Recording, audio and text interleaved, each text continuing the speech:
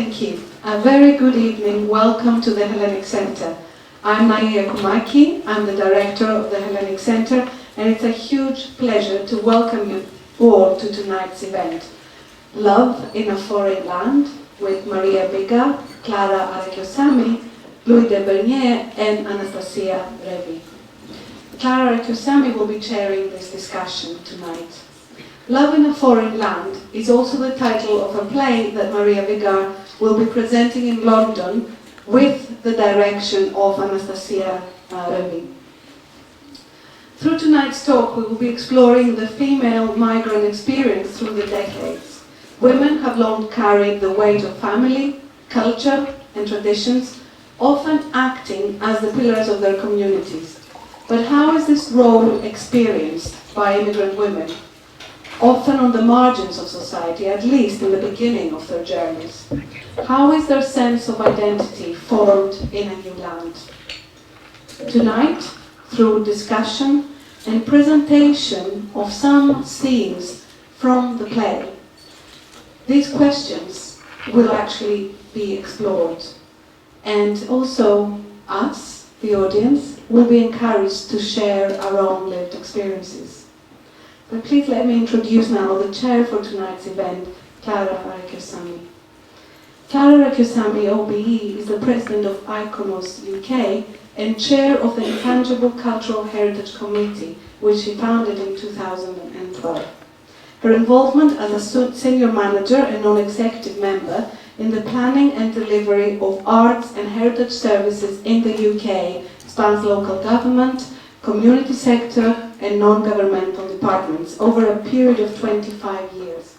We are truly honored that she was able to contribute to the panel presentation this evening, and we also want to thank warmly all the contributors for what they are bringing to the event. Some practicalities before we begin. There will be time for Q&A at the end, so please hold your questions until then. My colleague, Evangelia, will circulate a microphone.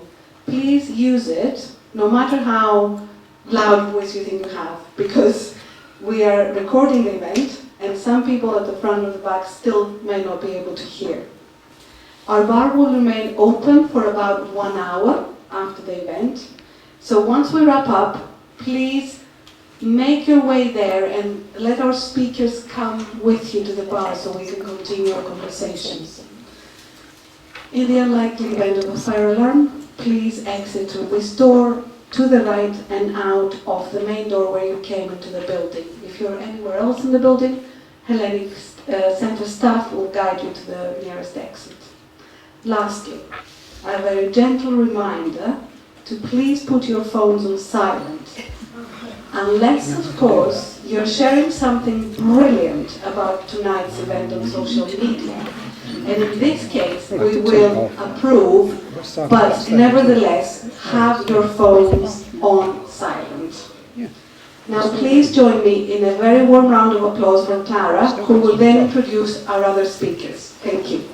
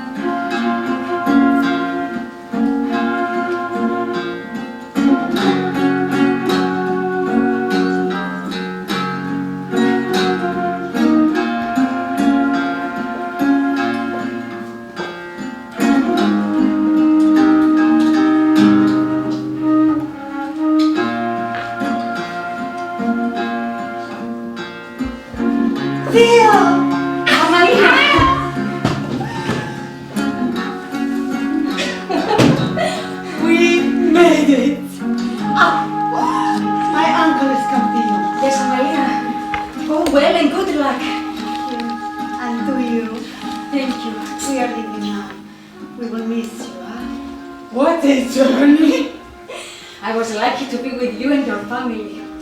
Thank you.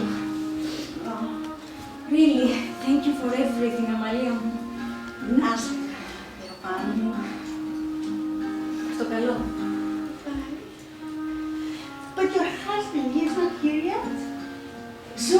here.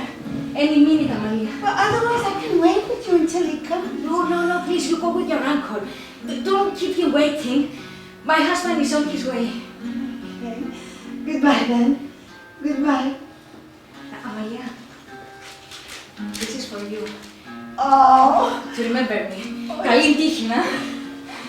Wow. Okay. I appreciate it. Only God knows how.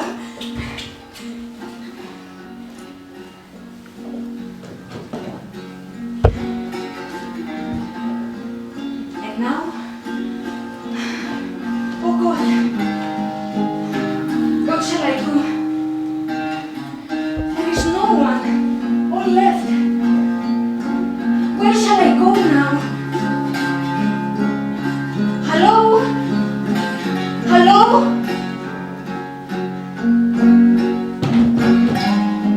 I need a taxi. I am Christophore. Help me now to find a taxi. Excuse me. Yes? Excuse me. You just arrived from Dover, right? Yes, Dove. Here, on this platform. Yes, here with this train. But where are all the passengers? All gone. In a few minutes they all left. But my friend was on this train. I came to pick him up. I must be the only one left. What time did you arrive? We were early. I don't know exactly when we arrived, but... No, this train is always late. 2 hours early, they said. Our ship was 2 days late. We had terrible storms. The sea was dangerous, terrifying. I know about the storms, but this train is always late. I'm sorry about your friend, but maybe you could help me, please. Certainly, yes. What are you waiting for? For my husband, but I think I confused him with all the delays. I was confused. I just didn't know what to do. But I think I need a taxi. Could you help me get a taxi, please? Of course, yes. There are taxis outside. Okay. But where do you want to go? Wait. 1 minute, sorry. To this address. No, this one. Chelmford. Chelmford. Yes. This London taxi won't take you to Chelmford. It's too far. No? No. Okay, to this one? Aylesbury. Aylesbury. This is even further. It's out of London. It's too far. I will pay, whatever it costs. That is not the problem. These are London taxis. And because your husband lives out of sight of London in Aylesbury, right? No, that's my brother-in-law. But then in Chelmford? My sister's brother-in-law. But you are going to see your husband, you say? Yes. 1 minute. Sorry. Oh, my hands are so cold. 1 minute, sorry. Okay. I think this is his address, yes. This one here. This one. Ladbroke. You are sure? Yes. Ladbroke Grove. Okay. This is easy. It's only half an hour away. So this is good. Thank God. And you too. What's your name? Yanis. Yanis. And yours? Theopana. I'm pleased to meet you and thank you, dear Yanni. Thank Nice you. to meet you too. Which part of Cyprus are you from? Nicosia. You? Me too. We're compatriots No. there. Καλώς ήρθες. Thank you. Καλώς σας βρήκα, κύριε Γιάννη. Can I buy you a cup of tea? There's a cafe over there. No, thank you. My husband will be waiting, wondering what has happened to me. Sorry, I must get a taxi. It's so cold. Come on, let me help you with the luggage. Oh, thank Come on, you. this way. You know, this place, Victoria Station, Yes. is very special to us travelers. It's the first place we see when we arrive in London. Come on, this way. Thank you.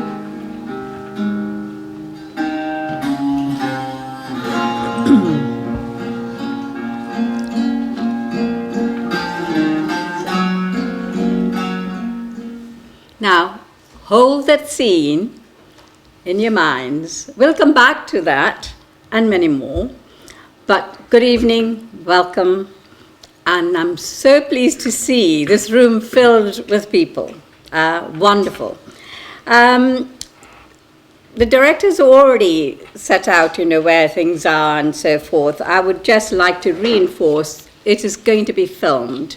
And please, when you speak, say who you are and be aware that you're being filmed. I've been introduced already, so I won't go through that. The program is going to be divided into two halves. The first half, I'm going to speak to the writer, the director, and the music producer. And they would explain why they were involved and so forth. And then we will move on to the second half, where it's your turn to ask us, or not me, the three people, your questions and clarifications and your contribution, sharing of your own experiences. So important. So this is an informal, interactive session. And also, when I was asked to chair this, the Greek Cypriot migrants everybody says, oh, they're visible, they are there, kind of thing. But I haven't had this kind of event thrown at me. They are still invisible, and it is so good to have this event. It brings them out and shows the cultural traditions and the migration and the collective memory of women. And we're having it 2 days before the International Women's Day, which is so poignant, so that the Greek Cypriot women also can share their experiences with the rest of the women. So I welcome that. So without further ado, I would like to move forward and ask Maria. Maria, I'm going to introduce Maria. She's a playwright and a Cypriot Londoner. She was trained in theatre arts at the Rose Bruford College, and she has an MA in text and performance from King's College London and RADA. She has been writing and performing since 1986. Her plays have been broadcast on BBC Radio 4 and performed on stage. In 2019, she performed her one-woman show, Americana, at the Hellenic Centre. So that's Maria. I'm going to introduce Anastasia, who's the director of the play. Is a Greek Londoner. She's the artistic director of Theatre Lab Company, which is an international theatre company. She has received many accolades and recognition for her dedication to culture and was nominated for several awards, including the Total Theatre Awards in Edinburgh, the Greek International Women's Awards in London, and the Woman of the Year Award in Greece, where she received the Director's Award. She was trained at École Philippe Gaulier, London Theatre Conservatory, and the National Theatre of Northern Greece. She has a degree in English, American Theatre and Literature. Her productions have been highly acclaimed by reviews and audiences in London, Greece, European festivals, and New York. Last but not least, Louis, the music producer, is a novelist, poet, musician. He was born and grew up in the south of England. He attended universities of Manchester, Leicester, and London, and has had many jobs, including 5 months at Sandhurst and a year on a ranch in Colombia, quite at opposite end. He's also been a landscape gardener, a carpenter, a motor mechanic, a tree surgeon, a philosophy tutor, a traveling musician, and a school teacher. Is there anything you haven't done? He's the author of numerous novels, including, you all must know, some of you at least must know, Captain Corelli's Mandolin, which was adapted into a film. And I saw it, I'm sure many of you in the audience saw it too. And he has 3 poetry collections. He's also a musician, has recorded 3 albums of his own songs. He lives in Norfolk with his 2 children, Robin and Sophie, and 3 cats. None of them were acquired intentionally. They came along to share the house with Louis. Okay, let's give a warm welcome. These celebrities.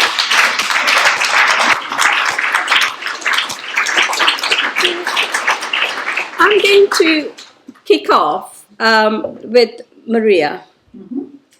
Maria, tell us a bit about the play so that we can have an informed discussion. Okay. And the main thing is, this play and your previous one, the Maricana, they have focused on women. Yeah. Where you show that the burden of family, tradition, and moral values fall unequivocally on the mother. Even in times of huge political conflict, Americana was about that.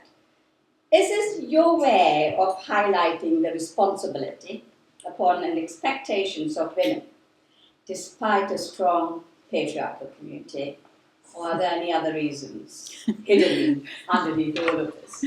I think that's partly the answer, because it's been a lived experience.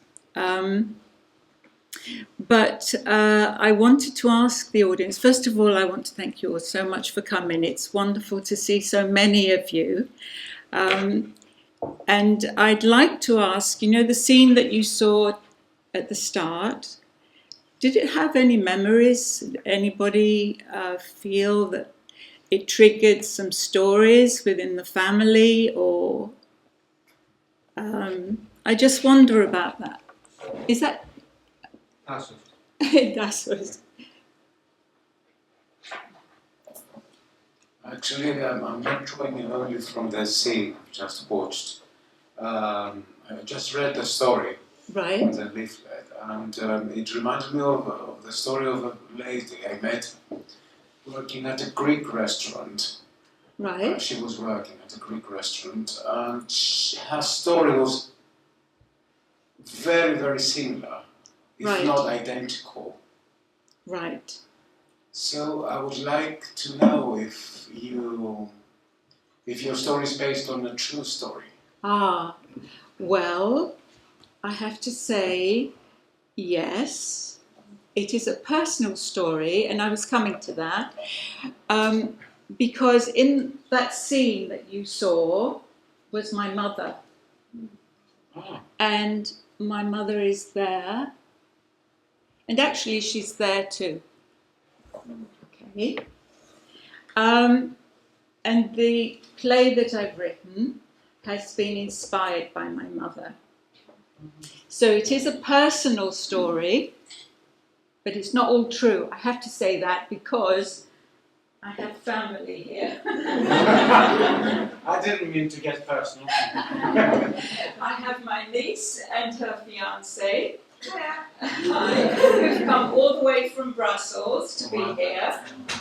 I have my niece who's come from Haywards Heath. Where are you, Tiffy? There.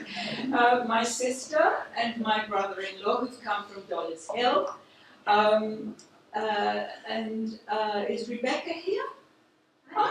She's ever like my Ghanaian niece. Is Alfie with you? Hi, Alfie. So I have family. I have to be careful, right? Because you know what it's like. You start to tell a story within the family, or you recount something, and somebody says, "And now, come on, that didn't happen. Who told you that? Where did you get that from?" So I'm going to get all of that. When they come to see the show, God help me. Right, so it is a personal story, but it's not all true. And I'm glad you gave that contribution of a lady that you'd met, because actually I think this story is repeated again and again and again, not in exactly the same way, but in a very similar way. And not only amongst Cypriot women. I was in a bus one day, just to tell you very briefly, and I got into conversation with a lady from Jamaica. And we started talking about, what it is that we do. And I said, well, I write plays and I'm writing something at the moment. And she said, well, what's the play about? And I started to tell her it's about a lady who did something inspirational. She was a young woman, and she was married. She had 3 very young children, and she was happy. And then her husband wanted to go abroad to study. So I'm now giving you a synopsis. I'm not going to tell you everything because I want you to come and see the show, right? So don't expect to hear the whole story. But she said that, if he wants to go and study, I'm all for that. Because she was a very bright woman and she loved education, but she was a woman, and as a girl, she wasn't allowed to go to education. Somebody's nodding. We recognise that, right? We've heard that story before. And so when her husband said he wanted to go abroad, she said, "You've got my full support." The only thing is, after a year or so, he stopped writing. So she didn't hear from him. Months passed, and then a year passed, and then another year. And so the lovely house that she and he lived in with their children began to take on a different kind of atmosphere. Nicosia, where they lived, is a small place compared to what we experience here. And as a young married woman whose husband was away, she would have been under scrutiny in the nicest possible way.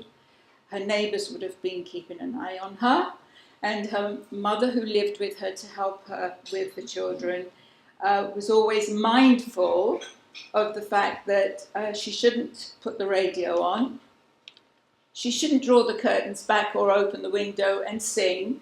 My mother loved singing, because if you did that kind of thing, it meant you were trying to attract attention. And why would a woman want to attract attention? Because she's available. And so the house that she lived in then became a kind of prison and a cage, and she got quite depressed. And she then decided that she'd either go under or she'd have to do something about it. And given that she was a woman from a conservative family, I think her brother, who was much older and looked after her, he was her father figure, was a businessman. So it was a business family, conservative.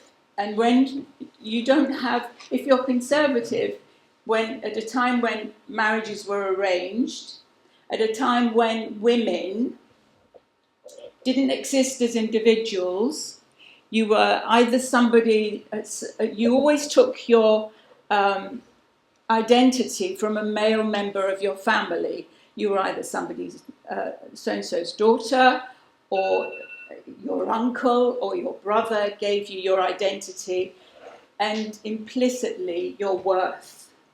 So in that kind of setup, you know, it takes a lot for somebody to say, I've decided I'm going to go to London and I'm going to look for my husband, given that she hadn't heard for 2 years. So that's what I found inspirational. I couldn't understand where my mother had found the strength to do that. But I think that's what happens with women. I think when the chips are down and things get rough, instead of going under, some of them dig deep and they find the strength to do what they need to do. And what she did was she arrived in Victoria Station just like the sketch.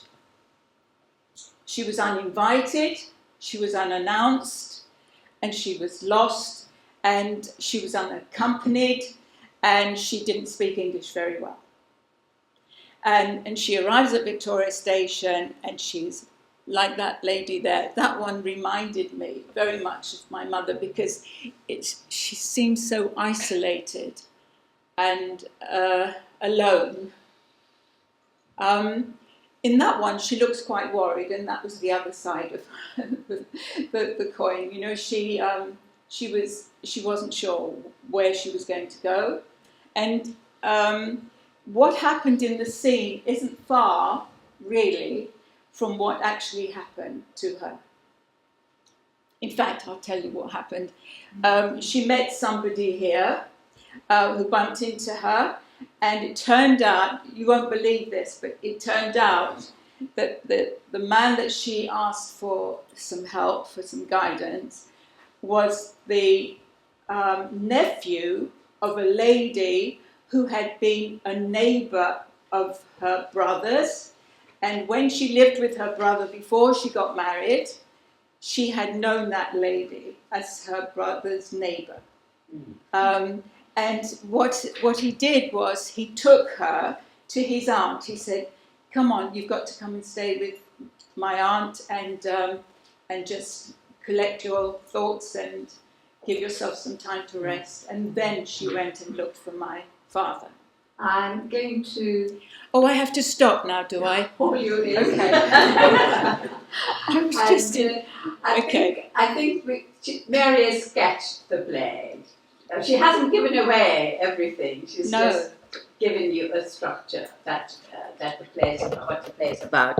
So that's good. Can I just ask you, what what you're going to achieve by doing this? What was your aim? What would you like achieved? Well, partly it was, in all honesty, I had said to my mother, "Mama, I want to write about what you did," because I thought, it was pretty brave and bold, and I admire you for what you did. And I said, "Are you okay with that?" And she said, "Yes, I want you to write the story." Right? So I had the okay. So it was a pledge, first of all, that I gave my mother, and it's taken a long while, but I finally got here. So that's partly the reason. The other is to highlight, I suppose, the immigrant family and how the dynamics sometimes work. So whatever family dynamics there are, if you're in a foreign country, it's another complete layer of tensions. That's good. We're going to come back to those two issues later. Okay. So I'm going to swiftly move on to, thank you, Mary. That is, I keep calling her Mary because I've known her as Mary, so Maria is your family. Yes. Thank you for that. Sketching out that. I'm now going to turn to the director of the play, Anastasia.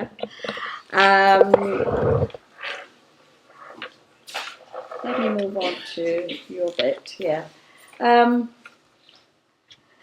You have got a great track record of directing several plays, all kinds, and different parts of the world to date, and both here and Greece, and you're Greek yourself, and you've won loads of awards or nominated for them.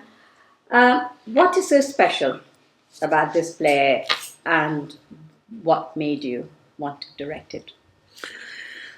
As a Greek director who lives and works in London all these years, promoting Greek culture in the multinational audiences of London, I'm always interested in inspiring and exciting ideas, plays and collaborations.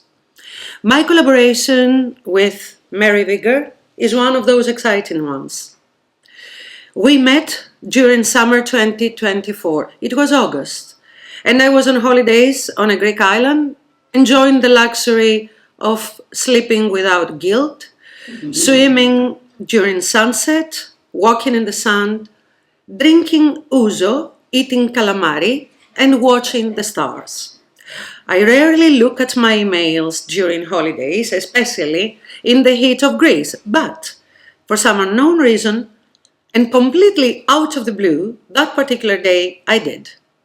And that's how my story with this production begins. Maria called me. I was carried away by her kindness, her intellect, and the way she talked about her play. All seemed quite promising. The play, the timeline of the production that was compatible with my plans and commitments, and the whole conversation that was flawless, sparkling and wonderful. I remember reading the play at the beach, and that was the perfect environment as it carries the sea in its soul, even though it is located in London. It carries Cyprus, it carries Britain, both countries surrounded by the sea. The play carries waves and unexplored depth. It is wild and soothing at the same time. It is the boat that takes you to the other shore. The play is what I call bon voyage. Voyage, that is daring.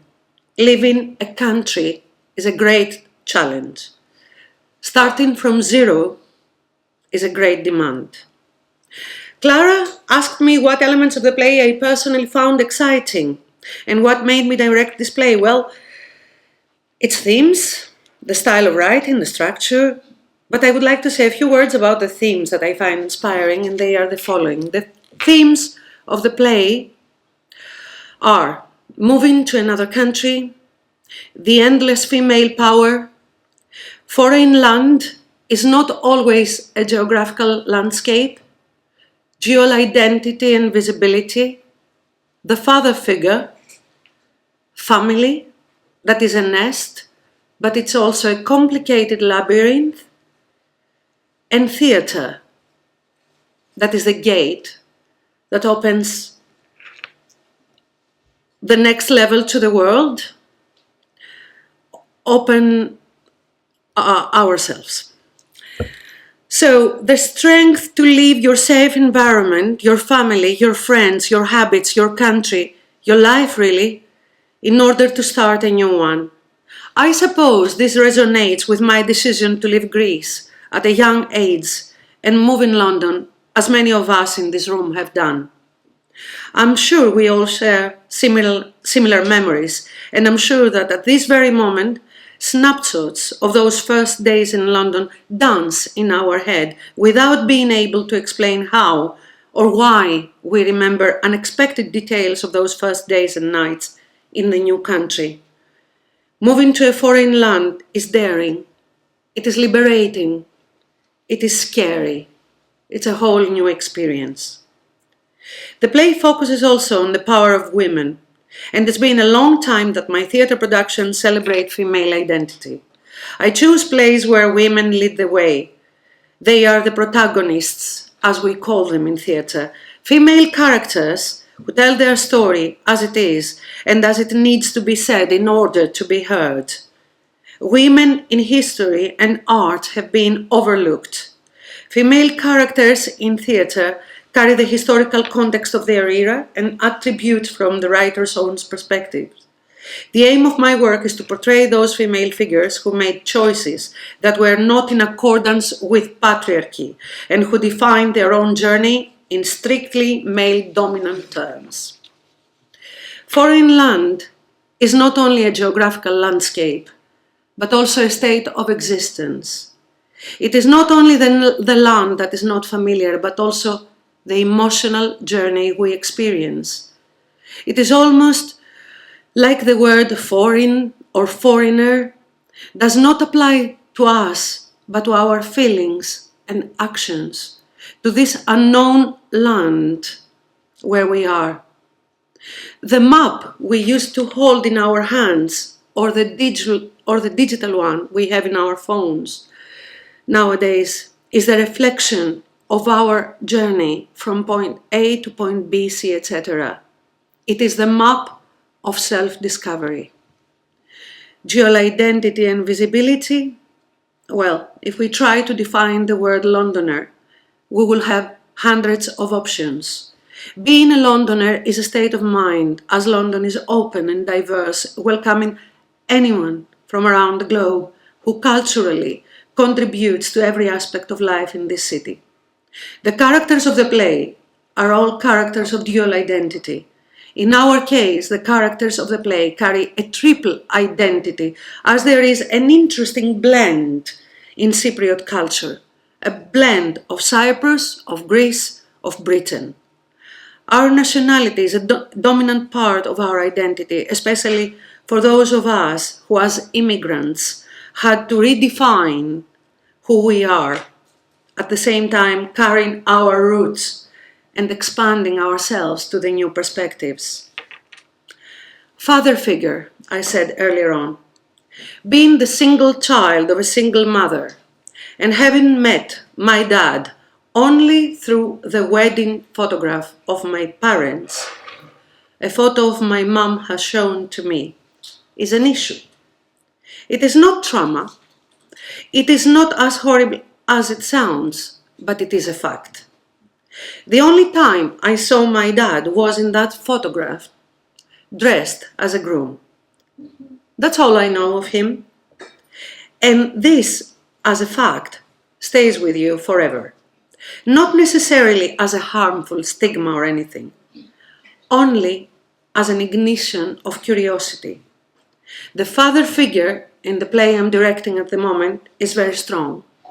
And when I see a strong father figure in plays, I just accept the challenge. Family faces are magic mirrors. Looking at people who belong to us, we see the past, the present, and the future. In every conceivable manner, family is a link of our past and the bridge to our future. We all need a house to live in, but it's the family we build that turns our house into a home. In this play, family is the key word. As it unfolds in a poetic but also realistic way, the complexities of love, generosity, guilt, acceptance, and most important, in my opinion, the art of forgiveness. As the play goes back and forth in time, leading to understanding the past and forgiving ourselves and others. And of course, save the best for last, theatre is the most important discipline we have to convey messages. And if you were born with the ability to change someone's perspective or emotions, never waste that gift, our masters have said to us theatre people. It is one of the most powerful gifts God can give. The ability to influence for the better. Thank you very much.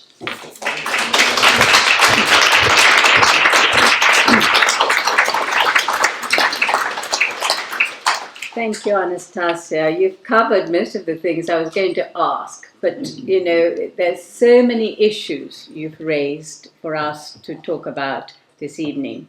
You've talked about father figures, you've talked about being a Londoner. Three of us are Londoner, apart from Louis. Louis, were you a Londoner? What? 3 times. 3 times a Londoner. At least I'm once a Londoner. You're 3 times a Londoner. So, you know, that gives us a great identity. When you come into London, you want to stay and enjoy. But there are other issues that we never talk about. So this is the opportunity to talk about, raise that. So you've given us some very powerful images that we need to explore as we move along. So hold that for a moment. Is there a scene that you want to depict? It's coming. Coming.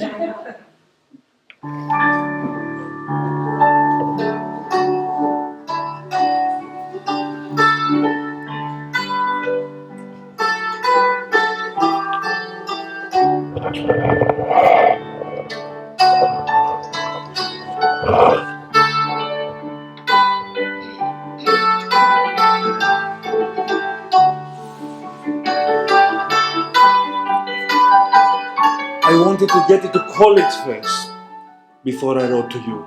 That's the truth. But do you think that was easy?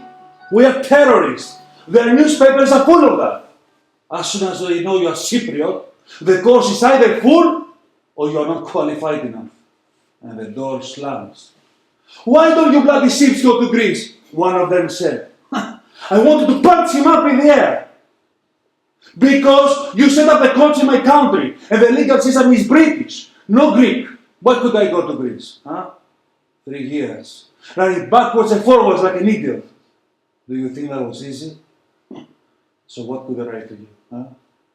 I just kept my mouth shut. Andreas, I would have given you courage. I wanted to get my place, to enroll, show you I have achieved something, show to your family.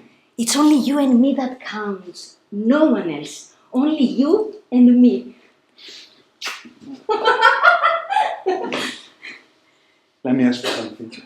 But think before you answer. What? Would you sell your house in Nicosia? When? Why? As soon as possible, so I can buy another one in London. So we are moving on to London? Yes, Theo. So we can do a fresh start. What do you see? Eh? Yes, so yes. Can breathe. Yes, Andrea, I'll do that. Are you sure? It's your choice. I can sell 10 mansions if I have them, so we can be together as a family.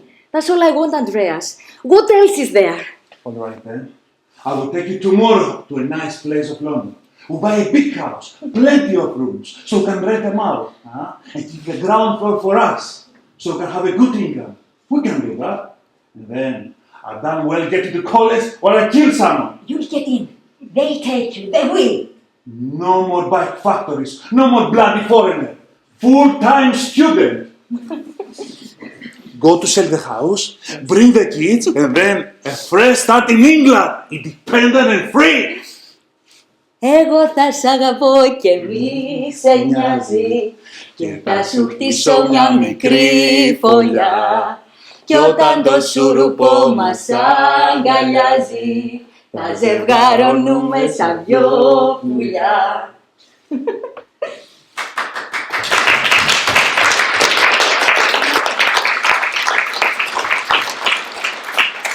Thank you. I'd like to now move on to Louis, the music producer. Louis, most of us know you as an author. Not very many of us know you. You've got to make that. As a music producer, music writer. How did you get to collaborate with Maria? What happened was that a few years ago I received a letter from somebody called Maria Vigar saying that she was thinking of writing a play and would I be interested in doing the music. This is because she came to see me playing at the Blue Note in Camden, which is a very small but quite sort of sought after venue in North London. And of course I was thinking, well, who is Maria Vigar? Is she a random lunatic? Sometimes. Sometimes. And then COVID struck, and the letter disappeared under a heap of, textbooks and dictionaries and cats. And then, not very long ago, I was clearing my desk and I found the letter, and I thought, I'll give Maria a ring. So I went to meet her. And I got to meet Anastasia as well at the South Bank. And then Maria came up to see me in Norfolk. And we sat in the conservatory and I had a guitar. And she came up with a couple of lines, which would be the beginning of a lullaby. And I came up with a tune for it. And that's pretty much as far as it got on the first meeting. But after she'd gone, I thought, I know what, I'm going to turn this lullaby into an entire song. And it turned out, I think, to be not so much a lullaby as a song about death. But it's what was playing when you came in, the instrumental version, which I played on a detuned mandocello.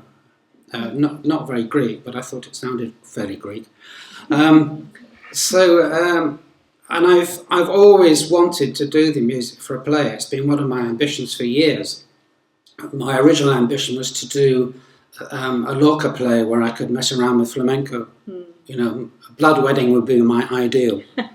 But I've always loved Greek music as well. That happened because in my late 20s I went to Corfu on my own. I'd gone there to recover from a broken heart. And I spent quite a long time on the relatively uninhabited side of the island, and I made friends with a taverna owner called Stavros, who's the kind of fat, sweaty taverna owner who dances and sings, and he had a waiter called Nikos, and I had a conversation with Nikos, and I said, you know, I love this traditional music that's coming over the speakers. And Nikos says, that isn't traditional. That's Hadjiadakis and Theodorakis and Zahakos. He said, those are our best composers, and they're setting to music the lyrics of our best poets. And that's what got me interested in Greek music in the first place. And I went on from there to get to know the real traditional music, initially from the Ionian Islands, and later on, of course, the music that's basically monophonic. You know, the Eastern Greece and Western Turkey don't really do harmonies. I actually, to be honest, monophonic, an octave harmony is my favourite harmony. That's what I like the most. I couldn't be bothered with thirds and fifths. So I think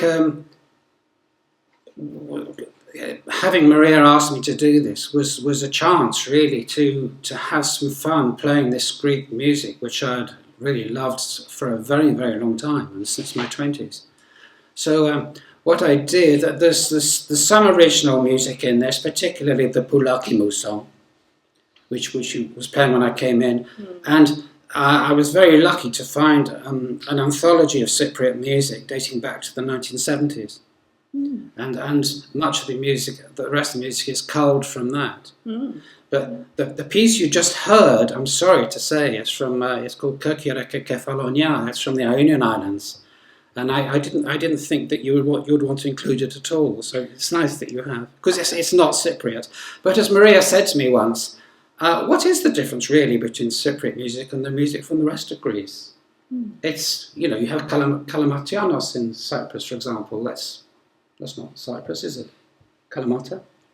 Oh, I see. You see what I mean? So there are various kinds of music that existed, that do exist right from Western Greece to Turkey. They all end up in sort of through the Cypriot filter at one time or another, I feel. Excellent. I mean, that you've given us a very good insight. I was going to ask you how did your book that you wrote, you know, Captain Corelli's mandolin, plus your time in Greece influence your music. But you've told us of that already. But were there any time that you felt, oh my God, you know, I'm an Englishman writing a Greek music kind of thing? I feel that appropriation is a moral and cultural duty. You heard that from Louis de Bernières. All books are made out of other books, all music is made out of other music, all culture is made out of other cultures. It's a fusion. The only thing that Lenin said that I strongly agree with is that all cultures belong to everybody. It's true. We all share our cultures. One story in London resonates with another story in Bulgaria or somewhere. What we call the intangible culture, the customs and traditions, they're shared, practiced in different ways, same meanings, you know. So you're right. I also thought the other thing I thought, Clara, was that if I sent stuff in which wasn't any good, Anastasia wouldn't use it. So. Ooh, no problem. Anastasia. Never mind. Okay. Is there a particular scene from the play that moved you to produce the music, or even once the music was produced, that fits that scene so aptly, so very well? Not really. I was just looking for bits of music which I liked, and Anastasia and Maria pointed me in the direction of one particularly beautiful Cypriot song called Toyazamina. And I found I've done a solo version of that on a flute. It's lovely. It's not as lovely as what the recording they played to me. Right. But, here it is. It's this here.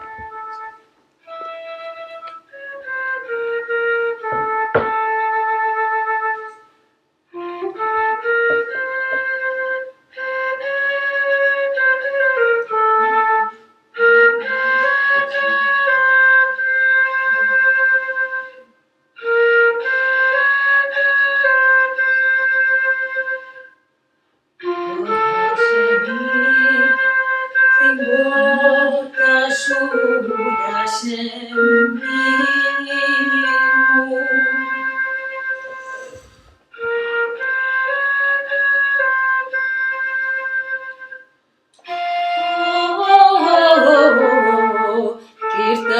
να το κλαδέψω, όχ, για βρύ μου.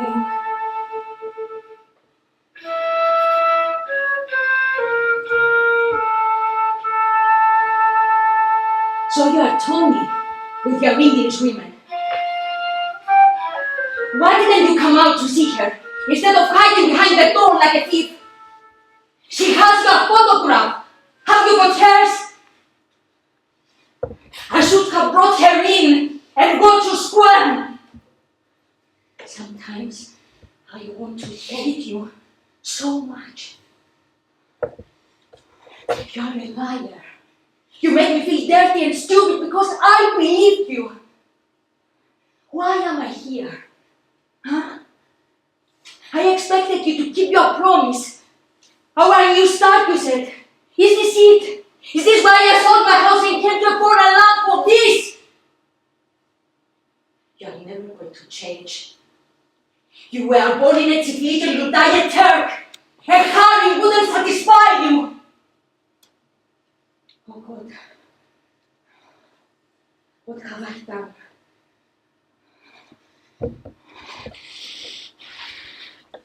Go to hell. Go to hell and don't come back. Don't come back. I deserve better than you. On your hands and knees, I won't take it back, Mr. Randy. I'm leaving you. No more of you.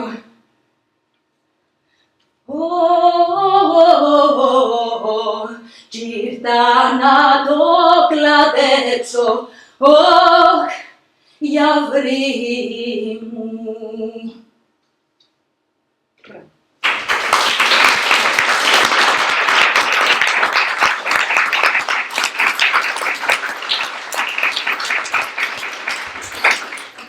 Thank you. That was very moving and powerful. My hands raised.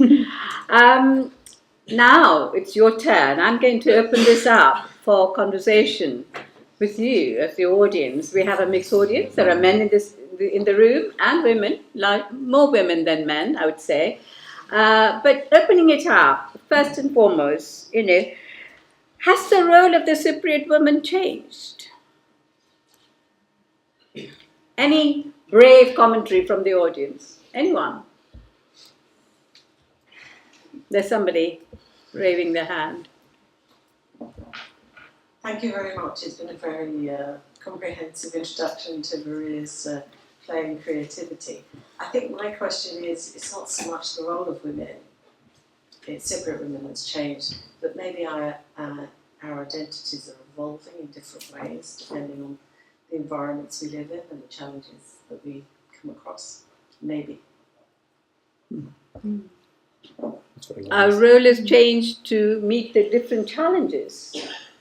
I think our identity has changed. In what way? I think identity is something, it's an entity that evolves depending on our circumstances. Yeah. And for the better? Not for me to say, really. I think that's for us to think about. Are you saying there's an evolution into becoming British Cypriot rather than just Cypriot, and that changes the way that you face the world? No? Not at all. I think identity is an entity that evolves depending on the environment you're in, the challenges you come across. Education impacts on that, a lot of stuff. Mm. Any views on that in the audience?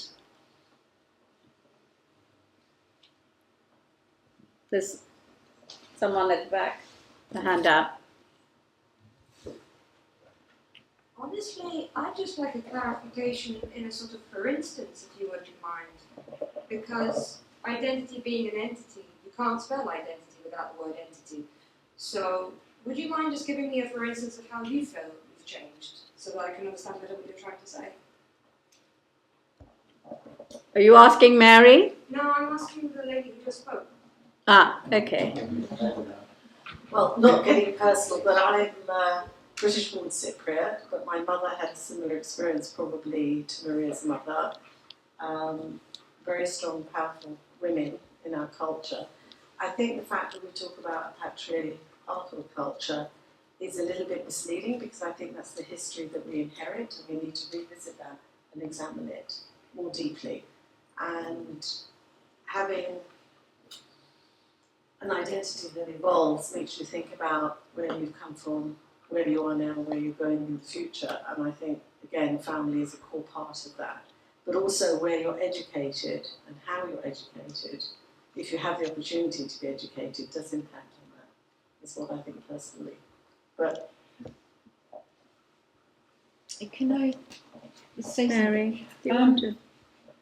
Marilyn, I agree in general terms, but I have known situations where you would think education would have a huge impact. But actually, it depends on the mindset of somebody. It's also to do with conditioning. And if the conditions have been such that have made a huge and defining impact, I don't think it's necessarily possible for education to change your identity or even to modify it.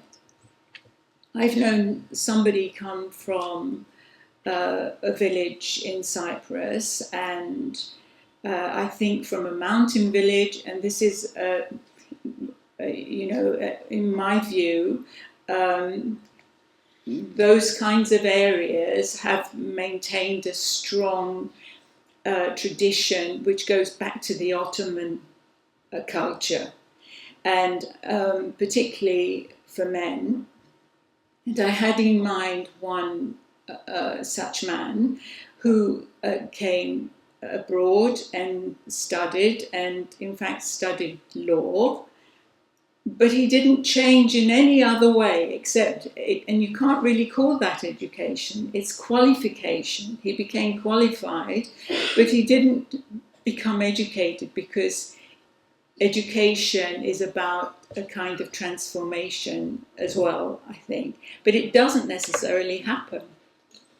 sorry, I didn't mean education necessarily formally. Right, oh I see, in the broader sense. Yeah. Okay. We know none of our communities have stayed static. They have evolved, and that is the nature of life. You continue to evolve.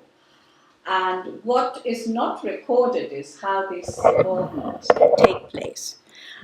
Where is the archives, of Greek Cypriot community coming over? Where are the images stored? That's one of the questions that we need to explore.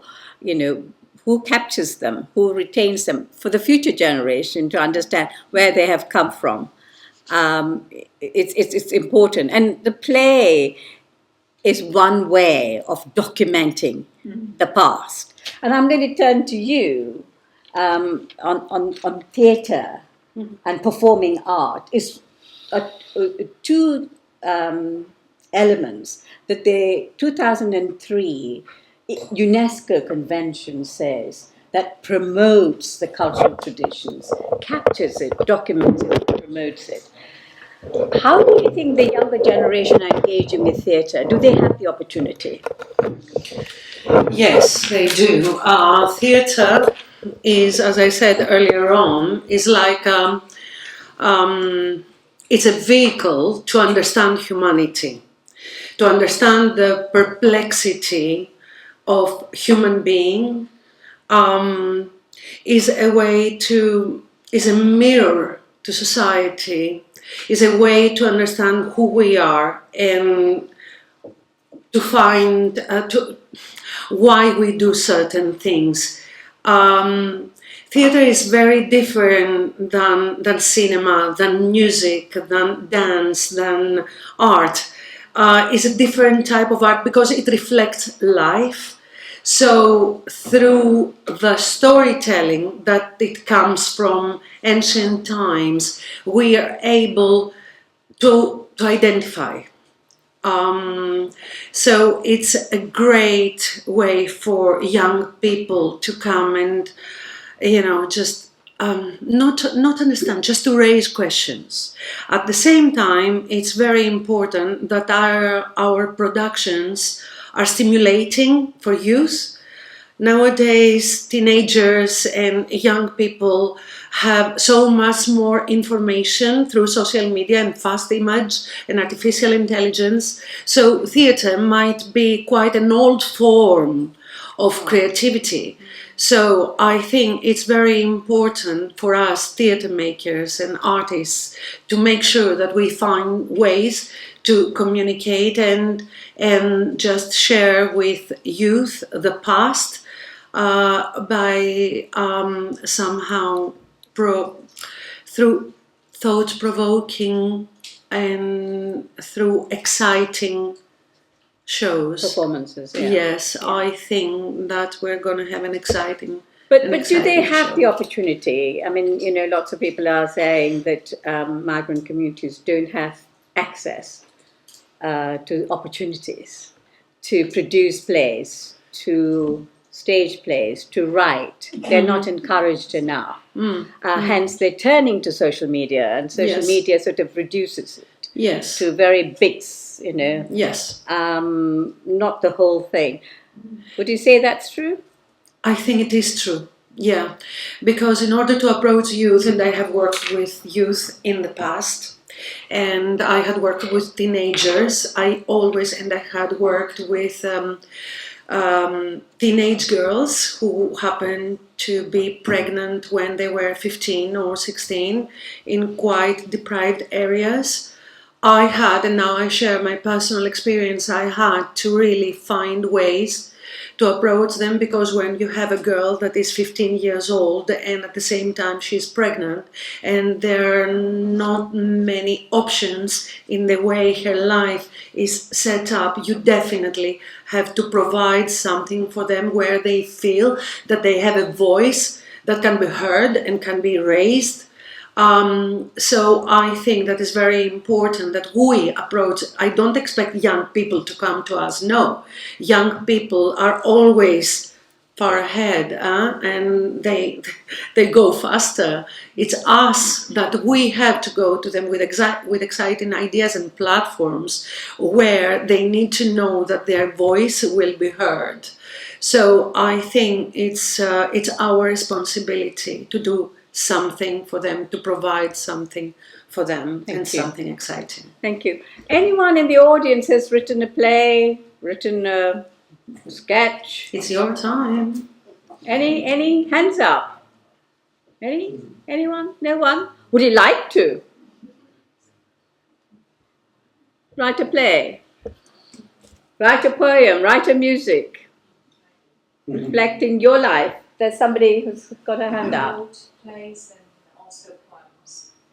I wrote plays and poems, and one of them was about Maria Vigar, because I can't hear you. Is the mic on properly? Louder. Do you want? Yeah. Okay. I wrote plays. I wrote short films, and I also write poetry. And one of the poems that I wrote was about Maria Vigar, because I feel like women throughout the history, religion, through political reasons, was mostly in the hands of men, punished in a way. When women get stronger, I observe that, I've seen that, the history has seen that women could be seen as a threat, and anything against them could be used. That's how I feel. Yeah, so you've written a play. I did written short plays. And was it performed?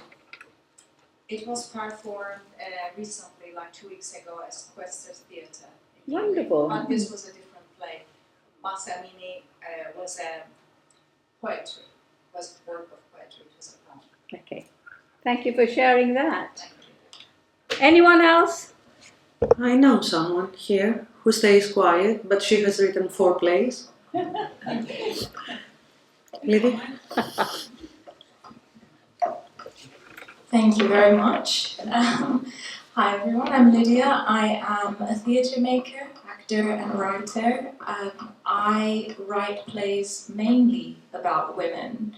I am a feminist myself, and I think it's very important to give voices to women who may not have had a chance to speak out. I recently wrote an adaptation of the very well-known and loved Alice in Wonderland. My version was called Alice at the Asylum. We saw more of a kind of free and wild version of Alice and the depths of her mind and the demons that tormented her, exploring issues of mental health, also some more social issues, which I won't get into now, mainly around gentrification. I currently am working on a play based on the Salem witch trials, again looking at it from a feminist perspective. Obviously we all know Arthur Miller's The Crucible, which is a historically accurate play. I'm not interested in that. I'm interested in hearing the real stories of the women and how they were accused wrongfully, and what that meant being a woman in the 1690s in a brand new community. So yeah, I'm really happy for this team. I'm also part of this team, that's why I was staying quiet, assistant directing alongside Anastasia, working with Maria, and I'm really proud to be part of this team and telling this story about a really brave woman who did something that was so ahead of her time. So thank you for letting me be part of it. Thank you very much for sharing that. I really would like to hear a male voice.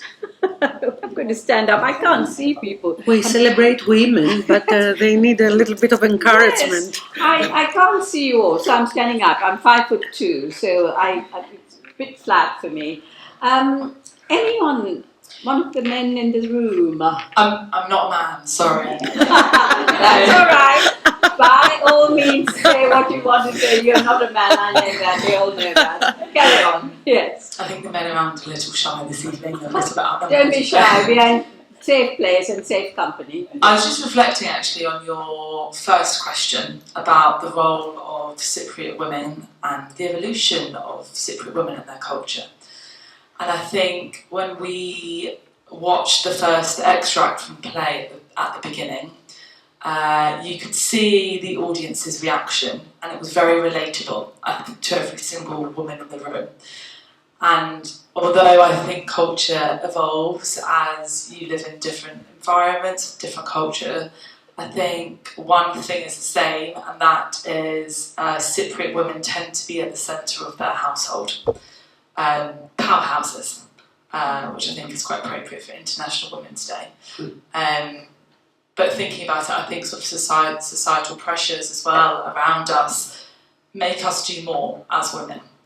So we're not just the centre of the household, but we're working women and we're educated women, and we want to do everything women, and we're tenacious and we're feisty, and we want to achieve it all, and I think that's great. And I think that's what makes the play so relatable. Great, that's good. And I'm from I'm South Indian, and born in Malaysia, came here. I've been here for a long time. I can relate to this. So it is a universal feeling sometimes. And when you are in a community, you feel this is just in the community, but it's transferable to other communities too. It's particularly migrant women. You know, migrant women tend to do it quietly, but get on with it. Therefore, they're seen, oh, they're very strong, they can get on with it. We do need help too, and we don't ask for it. Which brings me on to funding, for these kinds of activities. We have the Hellenic Centre directly here. Do you feel that there will be funding for these sort of activities and to reveal some of these hidden stories? Oh, you mean for activities such as theatrical plays? Yes, yes. You mean for or generally the funding situation for the Greek community? It's a very interesting time, unfortunately, a very dramatic time for funding of the arts and education. I think, but definitely in Europe, but also in the UK. So we've seen funding being cut from left, right, and centre, especially from the arts. But at the same time, I think it's very interesting how the country operates, that when privileges are cut through access to education and arts, then other funds arrive through community funding and councils to try and restore the broken bonds, in communities. So I'm not an expert in funding. If I were, I would have some more money to do things here. But I know that it's extremely difficult. And yeah, I think nowadays the only solution comes from community, so for funds for community projects, which are actually a little bit more low-key, perhaps. They're not so high in production, but they do focus on relationships, on interactions, on exchanges. Luckily, we still have them. I wouldn't differentiate between women and men or anyone else. I think they are available occasionally. And as we all know, also funding from major government strands have gone to places outside of London. We all complain, but quite rightly so, at the same time. Other than that, I don't know. I have my own experience as a migrant woman. Came here with a suitcase and one book. But, I'm here, I've got a job, I've managed to get through without much. Yes, I came with a suitcase. Exactly. And now we have and a it's whole in the house. loft. It's in the loft as a reminder. Okay. I tell you what, the government has ratified the 2003 Convention for Intangible Cultural Heritage, which is about traditions, culture, documenting it. And the lottery fund has a community stream. So you can apply for that funding. Now it is a legislation. It's gone. The 2003 convention, UNESCO convention, has been adopted by this country. It's part of our legislation. So you have a facility that will back you. The other thing is they're going to be inventorying it. The way to protect culture is to have an inventory where you put all your stories, your traditions on a list, which the government keeps. And that is going to start in the autumn. There will be consultation. I will pass it on to you. I'm not part of the government. I'm part of ICOMOS. We're an international organization. I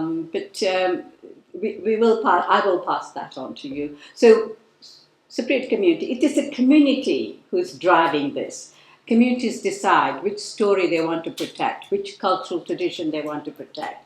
And they document it on this register. It'll be an internet register. So I would strongly recommend all of you think about putting your stories up there.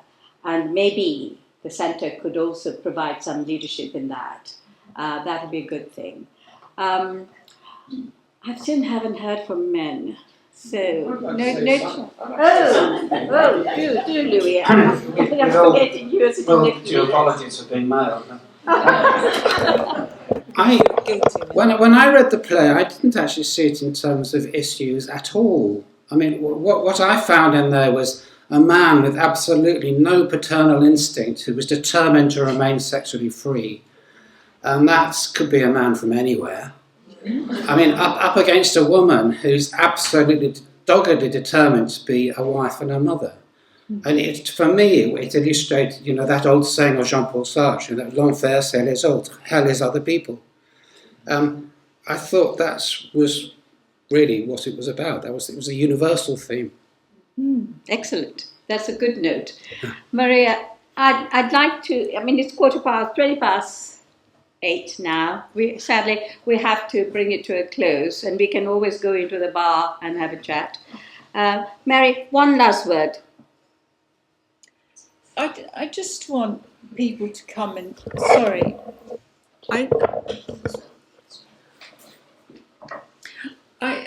I saw that my play as a love story, actually.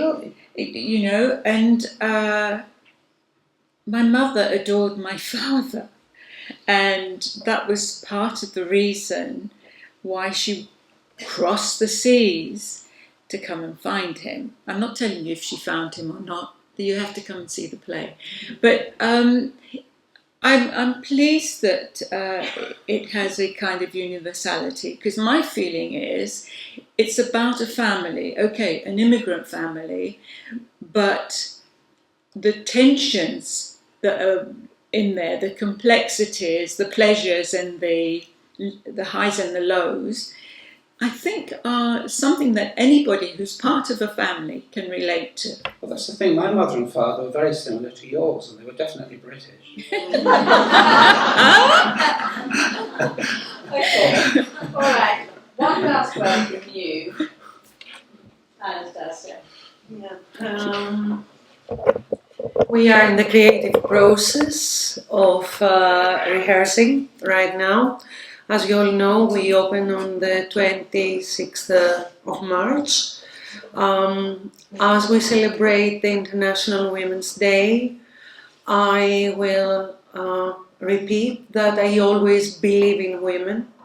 And in this show, I think that Mary's mom will be very, very happy from wherever she is, to feel that she is the main figure who drives all the way to liberty. Yes. Thank you very much. Good.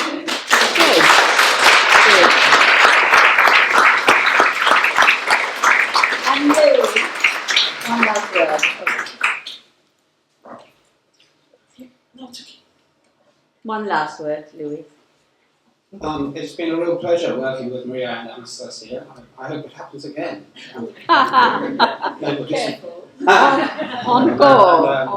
I can't wait to see the play, and I will, of course, cringe when I hear my own music, but I'll enjoy the rest of it. Okay. Thank you. Thank you so much.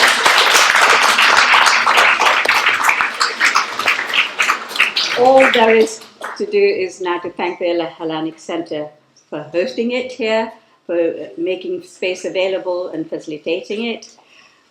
Our three celebrities who have done a brilliant job, and you know, we must go and see this play. I'm going. I'm definitely going. Actors who have done a brilliant job.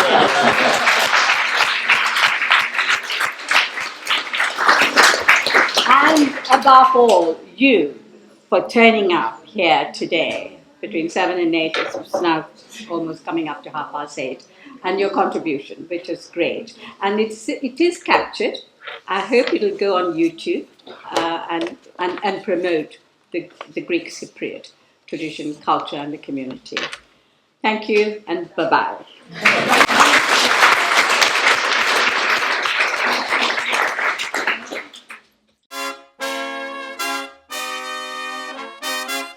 Έχουμε εδώ την ομάδα, μερικά άτομα από την ομάδα, και θα αρχίσω από τη σκηνοθέτη, την Αναστασία Ρεβί. Ποια ήταν η προσέγγιση σου και τι προσπάθησες, ποια ατμόσφαιρα προσπάθησες να δημιουργήσεις? Αυτό που προσπάθησα να δημιουργήσω ήταν να πούμε την ιστορία μιας γυναίκας τολμηρής που την εποχή του 1959 φεύγει από τη Λευκοσία, έρχεται στο Λονδίνο να βρει τον άνδρα της, αφήνοντας πίσω τα 3 της παιδιά, έρχεται μόνη της, την οικογένειά της, να τον αναζητήσει για να ξεκινήσουν μια καινούρια ζωή στο Λονδίνο. Φοβερά τολμηρό για την εποχή της. Η γυναίκα αυτή δικαιώνεται με το δικό της τρόπο, γιατί είναι αγωνίστρια, είναι ερωτευμένη, είναι γεμάτη πάθος και δεν τη σταματά τίποτα. Στο τέλος το καταφέρνει με το δικό της τρόπο, πηγαίνοντας ενάντια στα κύματα και όντας μπροστά από την εποχή της. Σε ευχαριστούμε πολύ, Αναστασία, και συγχαρητήρια και στην Elena Hadjiafxendi. Έλενα μου, σε είδαμε σε μια άλλη φάση σήμερα, σε απολαύσαμε. Πώς αισθάνεσαι για αυτό το ρόλο? Νιώθω πολύ συνδεδεμένη με το ρόλο, γιατί αντανακλά κομμάτια της γιαγιάς μου, της μαμάς μου και γυναικών που έχω γνωρίσει στην Κύπρο και εδώ, παρόλο που η δική μου γενιά δεν έχει μεταναστεύσει, η σχέση της γυναίκας και του άντρα, η πατριαρχία που βίωσα στην Κύπρο, ακόμη και οι νέες γενιές υπάρχει ακόμη, η μετανάστευση, η αγγλοκρατία, θίγονται πάρα πολλά θέματα μέσα στο έργο. Είμαι πολύ ενθουσιασμένη που έχω αυτή την ευκαιρία να δουλέψω με αυτούς τους υπέροχους ανθρώπους, με την Αναστασία και με όλη την υπόλοιπη ομάδα και πιστεύω ότι θα συνδεθούν όλοι με αυτό το έργο, είτε είναι από την Κύπρο είτε δεν είναι από την Κύπρο, αλλά ειδικά για τους Κύπριους που έζησαν αυτά τα πράγματα και είχαν πολλές δυσκολίες όταν ήρθαν εδώ, θα είναι έτσι μια ανάμνηση δυνατή που θα τους συνδέσει με το έργο. Σε ευχαριστώ, Ελένα, και θα σταθώ σε μία ακόμη ερώτηση σε σένα. Αντιλαμβάνομαι ότι εσύ θα παίξεις την πρωταγωνίστρια όταν ήταν 9 και μετά η Λούση Χριστοφή θα παίξει την ηλικιωμένη. Λοιπόν, πώς συνεργαστήκατε μαζί για να μπορέσετε να συνδεθείτε, να δημιουργηθεί η χημεία και να παρουσιάσετε αυτό το ρόλο? Είμαστε στη διαδικασία, μάλιστα και σήμερα κάναμε αυτή τη δουλειά. Είναι καταπληκτικό, ναι. Γιατί σήμερα η πρόβα ήταν αυτό. Ήταν αυτό, ναι. Βασικά αυτό που είναι πολύ δυνατό στο έργο είναι ότι η Λούση, η Θεοφάνα σε μεγάλη ηλικία, βλέπει τη ζωή της, βλέπει τη νεαρή μορφή της, πώς πήρε την απόφαση να έρθει στην Αγγλία, πώς έζησε διάφορες δυσκολίες μέσα στη ζωή της και έρχεται να αγκαλιάσει τον εαυτό της, να τον αποδεχτεί με τα λάθη του, με τα ωραία του, με τα άσχημά του και να εξασκήσει την τέχνη της συγχώρεσης, όπως είπε η Αναστασία πριν, που το βρίσκω καταπληκτικό, για να μπορέσει να φύγει ήρεμη και συμφιλειωμένη από αυτόν τον κόσμο. Οπότε είμαστε συνέχεια το ίδιο πρόσωπο, αλλά ταυτόχρονα βλέπεις τον παλιό σου εαυτό ή τον νέο σου εαυτό και λες εγώ είμαι, πώς είμαι. Υπάρχει αυτή η αναγνώριση των κομματιών σου που είναι βαθιά λυτρωτικό. Σε ευχαριστούμε πάρα πολύ και στον Αστέριο συγχαρητήρια για ένα κομματάκι μόνο είδαμε, αλλά ήταν υπέροχο, μας έπεισες. Πώς αισθάνεσαι για αυτό το ρόλο? Καταρχήν ευχαριστώ στην Αναστασία και στην υπόλοιπη ομάδα, την κυρία Μαρία Vigar, για την υπόσχεση και την μεγάλη εμπιστοσύνη. Είμαι πάρα πολύ ενθουσιασμένος και γιατί είναι ένα έργο πραγματικά φανταστικό και είναι συγκινητικό, είναι αληθινό, είναι μια ιστορία αγάπης, όπως είπε η κυρία Vigar, και είμαι σίγουρος ότι με τη βοήθεια των υπόλοιπων ηθοποιών θα κάνουμε ό,τι καλύτερο για να δώσουμε στο κοινό αυτό πραγματικά το όνειρο της κυρίας Vigar. Σε ευχαριστούμε πάρα πολύ. Πώς αισθάνεσαι για το ρόλο το... Κάνω τον Άντι. Πιστεύω θα είναι ένα πολύ έτσι challenging, ο κόσμος θα το αγαπήσει ή θα το μισήσει, είναι ένα ενδιάμεσο, είναι δύσκολος χαρακτήρας. Οι παλιοί μπορεί να καταλάβουν γιατί κάνει ό,τι κάνει. Κανείς ίσως να μην συμφωνήσει, όχι κανείς, κάποιοι δεν θα συμφωνήσουν σίγουρα γιατί είναι λίγο ακραίος. Είναι δύσκολος ρόλος, η υπέροχη ομάδα, φοβερή Αναστασία και όλο το cast, πολύ περήφανος. Νομίζω ότι είναι πολύ challenging, ήδη και το look έχω πει, ήδη προσπαθήσαμε, είναι 50s, είναι παλιά σκοπής άντρας και πιστεύω έτσι σίγουρα θα αρέσει τον κόσμο, θα συγκινήσει, θα αγγίξει και θα είναι ίσως ένα παράδειγμα αποφυγής για κάποιους, ας πούμε, και κάπου θα δείξει και πώς ήταν οι άντρες ή ποια ήταν η ντροπή εκείνης της εποχής, άντρες, γυναίκες. Σε ευχαριστούμε πάρα πολύ από τη σκηνή που είδαμε. Η αλήθεια, ναι, θυμώσαμε. Ελπίζουμε όμως, μας έκανες να θέλουμε να δούμε το υπόλοιπο.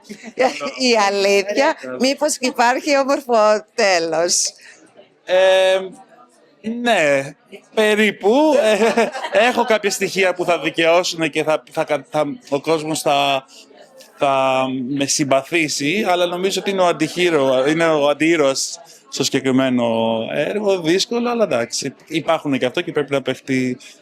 Είναι κόντρα στον εαυτό μου, αλλά είναι challenging και πιστεύω θα... Σας ευχαριστώ πάρα πολύ, ανυπομονούμε πάρα πολύ να δούμε, να σας απολαύσουμε στην παράσταση. Συγχαρητήρια σε όλους και είμαι σίγουρη ότι το αποτέλεσμα θα είναι εξαιρετικό. Ευχαριστούμε. Ευχαριστούμε πολύ. Ευχαριστούμε.